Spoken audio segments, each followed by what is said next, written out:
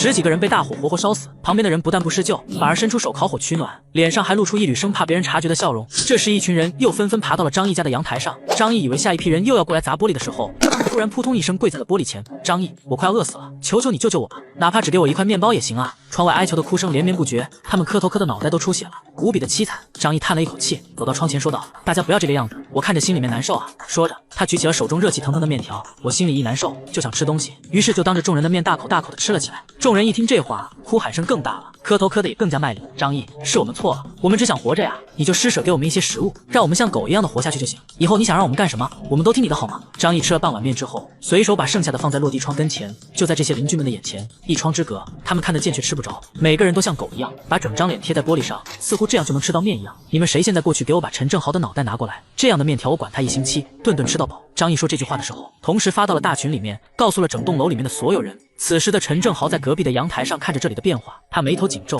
思索接下来如何行动。正在思索的时候，陈正豪忽然感觉后背如同针扎一般，让他汗毛都立了起来。他猛地回头，举起手中的枪，却发现所有人看他的眼神都带着古怪。你们想干什么？都给我滚开！众人看到枪之后有些忌惮，顿时往后退去。但是大家伙看他的眼神依旧古怪，甚至可以说有些诡异，不像是在看一个人，而像是在看食物。陈正豪毛骨悚然，赶紧带着手下几个人离开了这里。等等，张毅家怎么办？孙志超在一旁问道。陈正豪怒骂道：“草，攻又攻不进去，还能怎么办？回头再想办法吧。”说完就骂骂咧咧的离开了。第二天，两个男人手里拿着扳手和菜刀，守在陈正豪家过道旁边，想要拿陈正豪的脑袋去换吃的。陈正豪和2个小弟去外面挖雪滑水，从过道里出来，手脚麻利点，再晚点都要啃冰块了。正在他怒骂的时候，2个男人高举菜刀就朝着他的后背砍了上去。2个小卡米连忙大声喊道：“豪哥，小心后面！”作恶多端的陈正豪怎么也没有想到，2个小伙竟然为了一碗面条提刀砍他，他还是低估了绝境之中人的疯狂。楼道里突然传来了2声枪响，2个男人手里拿着扳手和菜刀倒在地上，鲜血染红了楼道。陈正豪手里拿着枪，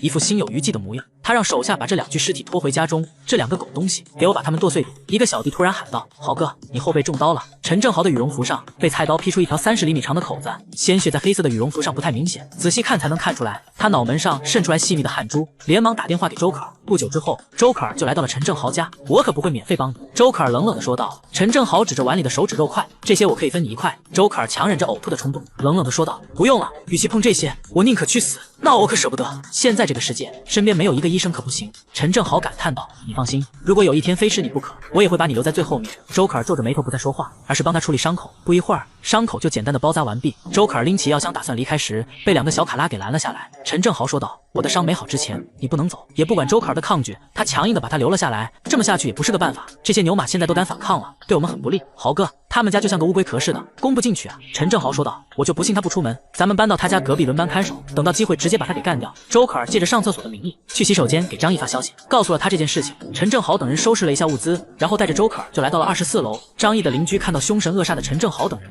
躬身说道：“豪哥，这房子以后就是您的了，我们马上就走。”说着，他就要带着自己老婆离开。没等他们走出2步，陈正豪的一个小弟举起了手中的钢管，朝着2人的脑袋就砸了过去。看着他们一棍又一棍的砸着地上2人的头，周可儿死死捂着自己的嘴，他彻底被吓傻了。这还是他头一回见到杀人。陈正豪只是看了他一眼，冷笑道：“天太冷了，总得储备一点粮食，免得到时候没饭吃啊。”看着他们一棍又一棍的砸着地上2人的头，周可儿彻底被吓傻了。陈正豪只是看了他一眼，冷笑道：“天太冷了，总得储备一点粮食。”受伤的3个人没有药物治疗，身体已经开始出现异样，伤口奇痒无比，绷带的周围血迹开始变得古怪，出现了不正常的黄色。孙志超看到自己化脓的手臂，被吓得大哭了起来，鼻涕眼泪齐下。不要这样，我还不想死啊！周鹏和葛家良看到这一幕，更是亡魂皆没，完蛋了，咱们都完蛋了，都得死。他们所受的都是贯穿伤，再加上病菌感染，以及无法得到充足的营养、药物，伤口恶化成了必然的事情。张毅通过监控一直监视着整栋楼的情况，任何人出现在楼道都会被他看到。一群年轻力壮的年轻人正被陈正豪用枪逼着，只要你们乖乖听我的话，咱们就还能活。陈正豪靠着一把枪勉强维持自己的权利，他威胁了一群人给自己当打手，怕被其他人群起攻之。张毅给周可儿打去电话，询问他陈正豪那里的情况。陈正豪他们已经疯了，现在所有食物都吃完了，他带着一群还有战斗力的人闯进弱者的房子打砸抢夺。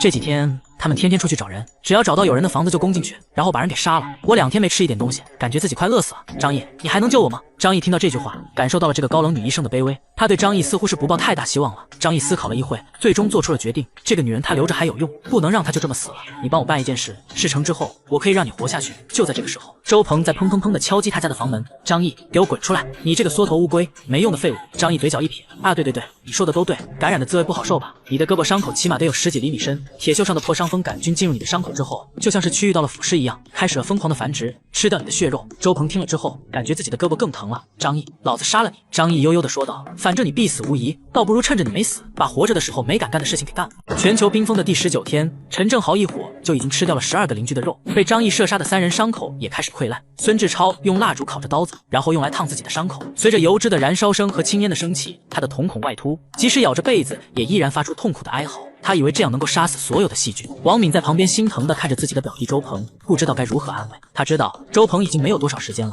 现在屋子里每天都能闻到几具尸体腐烂的味道，这些人还没死，身体却先腐烂，这种痛苦难以想象。周鹏没有理睬王敏，而是冲向了关押方雨晴的房间。方雨晴看见周鹏，吓得尖叫了一声。周鹏，你干什么？周鹏走到方雨晴跟前，布满血丝的眼睛死死盯着她。雨晴，你愿意嫁给我吗？这个可怜的舔狗，即使生命即将结束，最大的愿望竟然只是和方雨晴结婚。在末世之中，这个要求多么可笑，却又是多么的卑微。方雨晴皱起眉头，眼睛深处满是嫌弃。她下意识地捏住自己的鼻子说：“不，我不愿意。”周鹏的心都碎了。他为方雨晴付出了那么多，甚至愿意牺牲自己的生命。然而，方雨晴对他从未有过一丝心动。不，你是爱我的，你爱我！周鹏怒吼一声，然后开始撕扯方雨晴的衣服。屋外面的人听到了声音，但谁也没有去管。在他们看来，方雨晴是导致他们陷入如今困境的罪魁祸首。周鹏撕开了方雨晴身上的羽绒服，急不可耐地脱下自己的衣服。不要，走开！你太臭了，好恶心！方雨晴大骂道。周鹏气急败坏，忽然扯下自己胳膊上的纱布。此时，他的伤口已经高度感染，发黑发紫，伤口化脓，令人恐怖。他做出一个令人反感的动作，竟然用手去抓腐烂的伤口，然后把烂肉塞进方雨晴的嘴里。让你骂我，让你骂我！周鹏狞笑起来，看着自己的女神被自己凌辱的模样，他感到一种前所未有的快意。周鹏扯掉方雨晴的衣服，不顾房间里的温度在零下60多度，一心想要与她深入交流。方雨晴已经无力反抗，双眼失神地躺在那里。然而，当周鹏脱掉裤子准备进一步行动时，他却发现一个残酷的事实，他已经无法抬头了。起来，你给我起来啊！周鹏焦急地尝试各种方法，可是都没有效果。他的下体似乎已经失去了知觉。房间里回荡着周鹏绝望的怒吼声，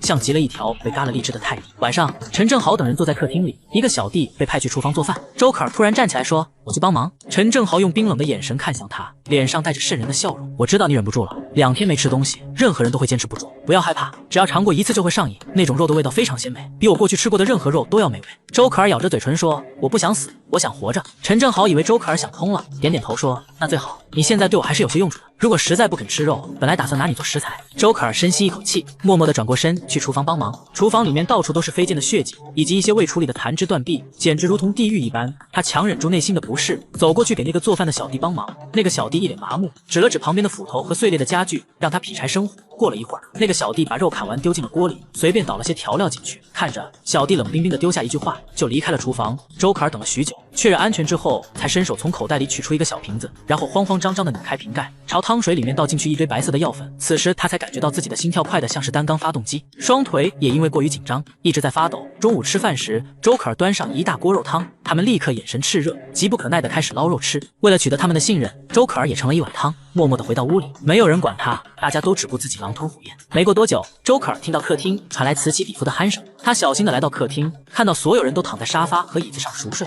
他松了一口气，给张毅发去了消息：“我给他们下了大量安眠药，他们都昏睡过去了，你接下来打算怎么办？”看到消息后，张毅挑了挑眉，对他说：“把他们拖到阳台上面来。”他是不会过去的，以防这是对方的陷阱。当看到周可儿气喘吁吁的把那些人全都拖出来时，他才满意的点了点头。周可儿声音颤抖的问道：“接下来还需要我做些什么？”“可以了，你先等我一会儿。”张毅从一空间之中取出了厚厚的防寒服穿在身上，又拿出了10根小孩手臂粗细的麻绳挂在腰上，左手拿着上好弦的弩箭，背后背着一把开山刀。张毅想了想，觉得还是不够安全，他又把那只买回来之后一直没有机会使用的手枪打开保险，握在手中，来到了阳台上面。周可儿在窗户边上抱着膀子，瑟瑟发抖的看着他：“你要杀了他们吗？”张毅嘴角一歪，举起了手中的枪，对准地上的恶棍们，隐隐也对准了周可儿。他顺手把那些绳索扔到周可儿脚下，用这些绳子把他们的手都给我反绑起来。另外，我记得陈正豪身上有一把枪，也把它交给我。周可儿一脸无语的表情，见到张毅如此谨慎，甚至不愿意过来帮忙，他咬了咬干裂的嘴唇，愤愤地说道：“你也太小心了吧！小心驶得万年船，我不会让自己冒一点点风险的。”张毅淡淡的说道。